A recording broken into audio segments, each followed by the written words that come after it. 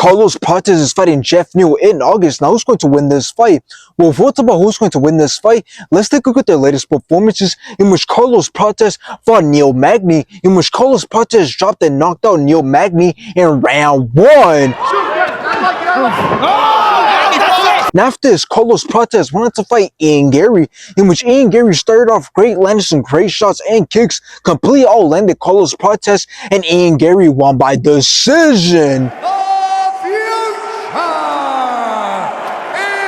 Now let's take a look at Geoff Neal's latest performances, in which he also fought Ian Garry, in which it was a very boring fight. There was no action at all. Ian Garry was just running for his life, but Ian Garry won by decision. Undefeated, the future, Ian. Now after this, Geoff Neal wanted to fight Rafael dos Anjos, in which Geoff Neal dropped Rafael dos Anjos, but then Rafael dos Anjos suffered a knee injury and the rest stopped the fight in round 1. Now, before I get more into this fight, let me just say that I'm happy that Carlos Prates got exposed by Ian Garry, because I predicted it perfectly. I knew he was going to get exposed since he's an incomplete fighter who can't set anything up. All he has is power, but Ian Garry showed that power is not always enough to compete against skilled fighters. You need overall skill, and you need to be a complete fighter to compete at the highest level. But anyways, now that he's fighting against Geoff Neal, he really needs to win, but it doesn't really benefit him since Geoff Neal is only ranked number 11. But anyways, the reason he really needs to win is because Geoff Neal is the older fighter, being 34 years old, and he hasn't had a fight this year. And the other obvious advantage that Carlos Prates has is the fact that he has the size and reach advantage. So realistically, Carlos Prates has been given a fight that he can definitely win